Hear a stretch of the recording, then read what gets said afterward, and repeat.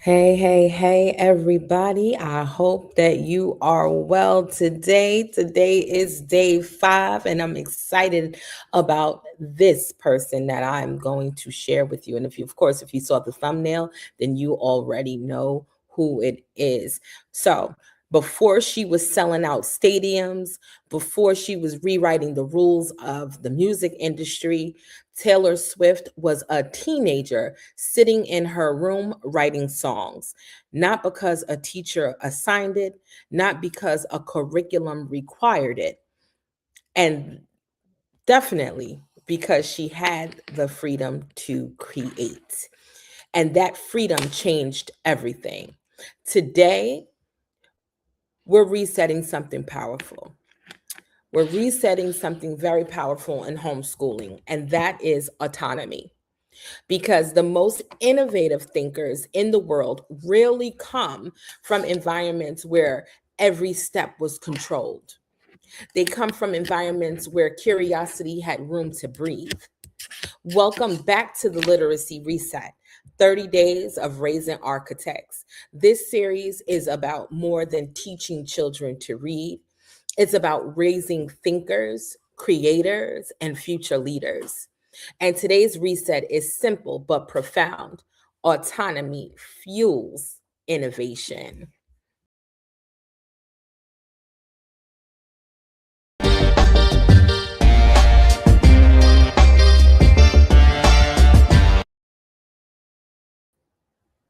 All right. So, y'all know I got to get my stuff together.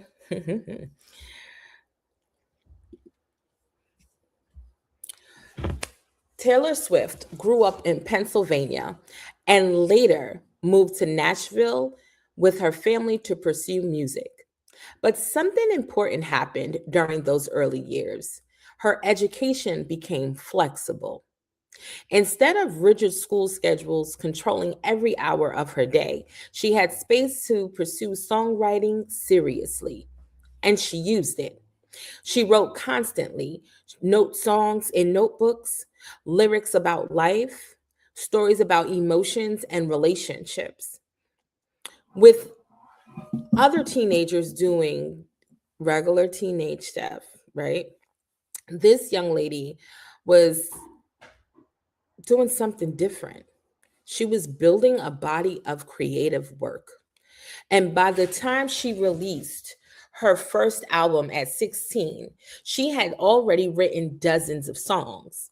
That didn't happen because someone forced creativity.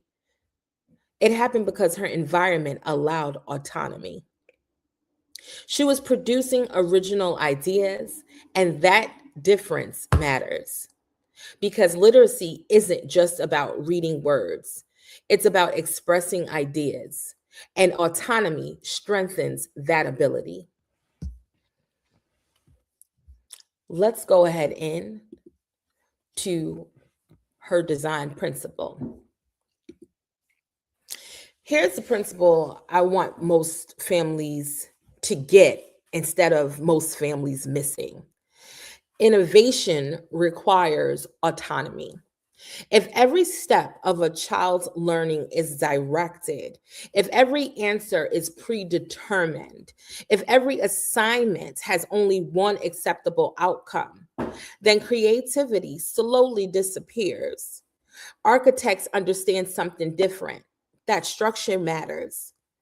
But within structure, autonomy still must exist.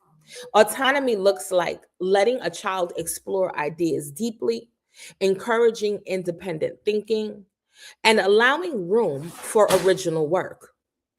And this matters especially for literacy because strong readers eventually become strong thinkers. And strong thinkers are the ones who are able to generate ideas. Taylor Swift didn't become influential simply because she could read and write. She became influential because she developed a voice. And that voice grew and can grow when children are trusted with autonomy. I had said in previous episodes the importance of two things, right? Allowing for discussion because I believe that children thrive in that space as long as they have someone to talk things out with and to question, or to be able to reason.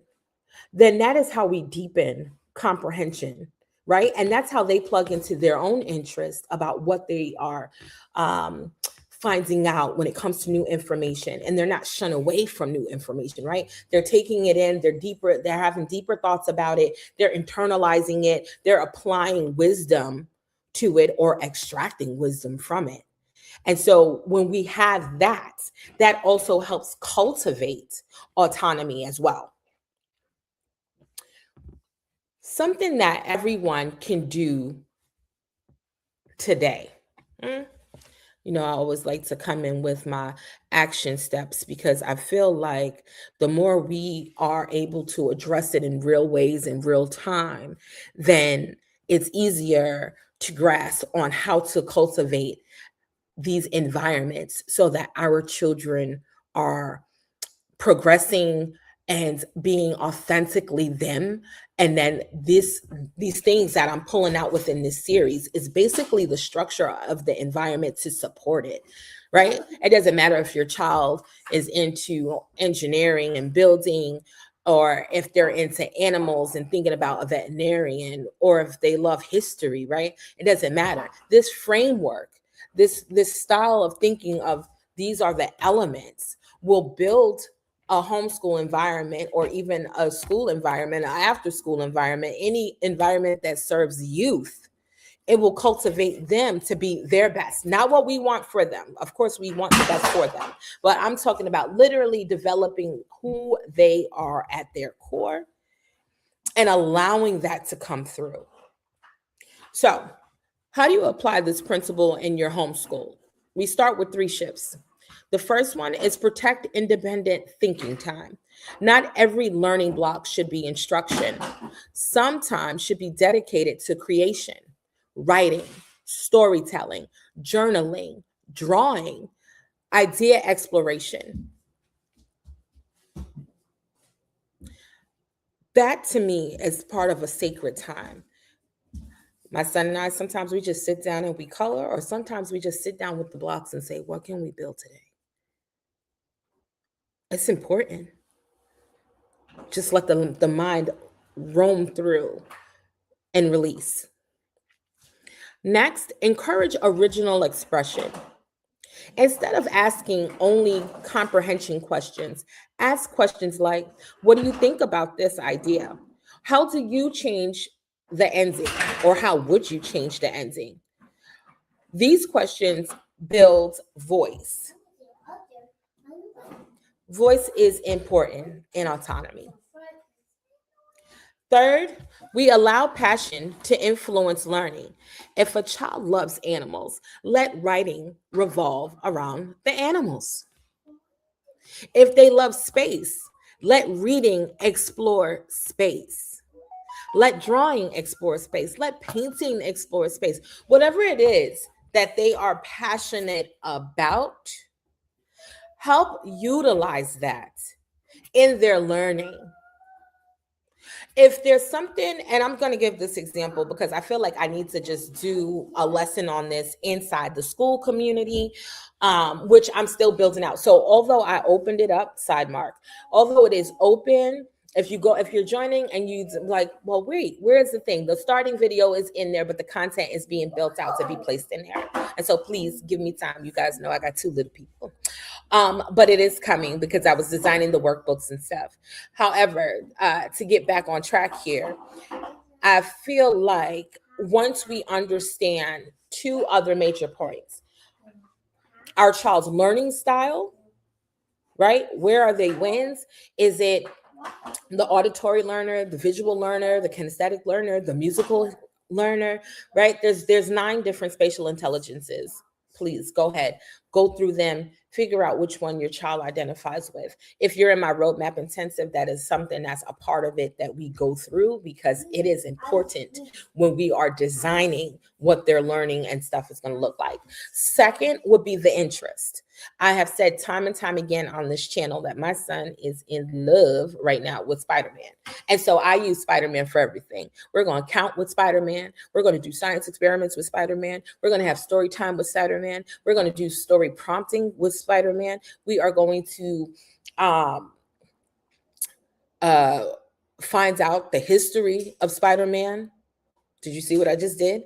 I just took every content area and applied it. We're going to talk about what exercises Spider-Man would do.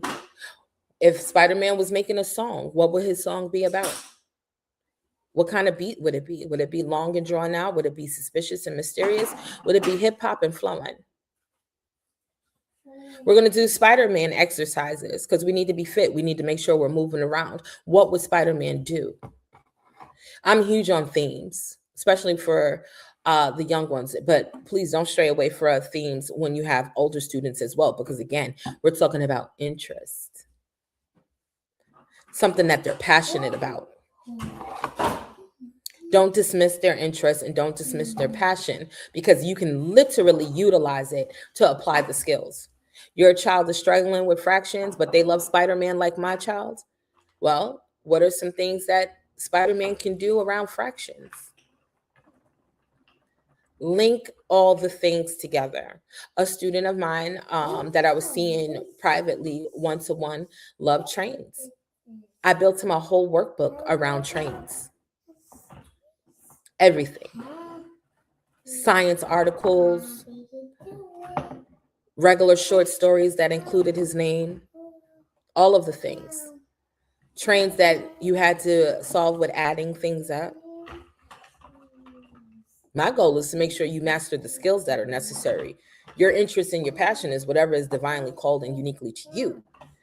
And so it's in my best interest and your best interest to put those worlds together. Let's never stray away from what our children are really into.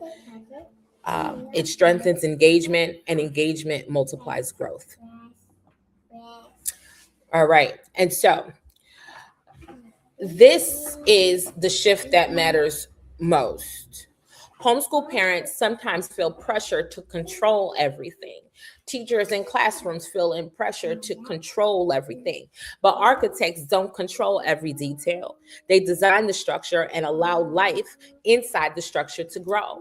Your role is not just instructor. Your job is to basically be an environment designer.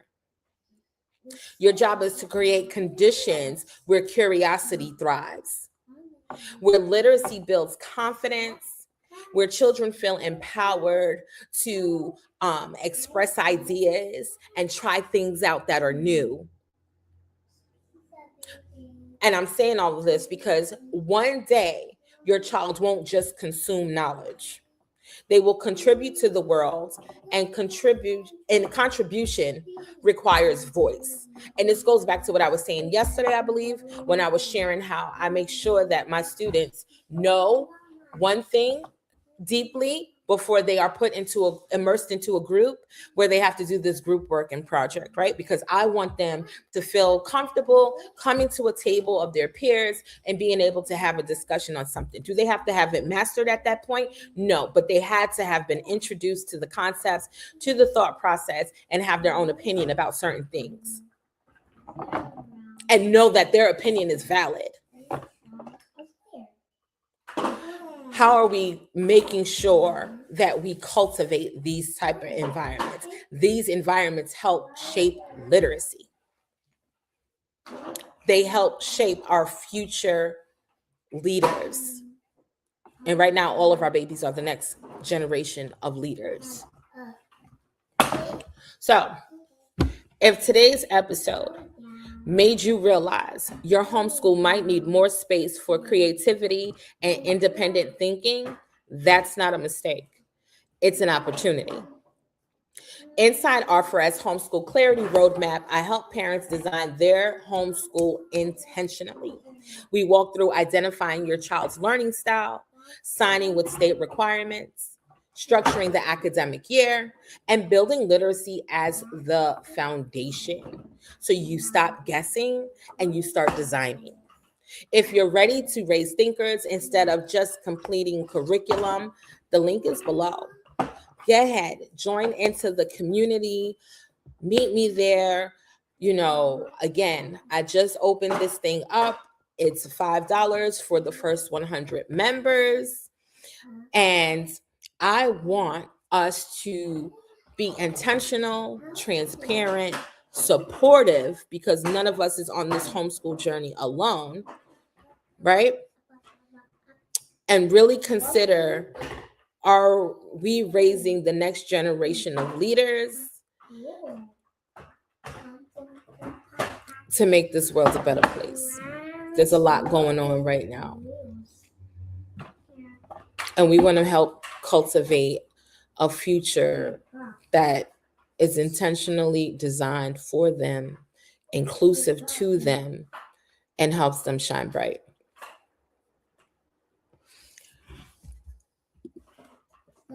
And so, again, the link to the school is in the description of this video.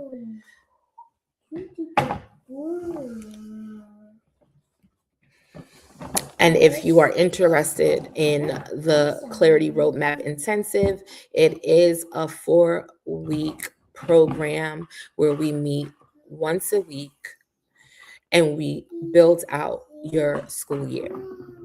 You will get the questions, the guides, all of the things. You will even get the tools that I use, the ones that I recommend. You will get prompts for AI to even help set that up too. I will show you different things that you can use once we go over your child's interest. Okay? And so, with that being said, today we reset autonomy.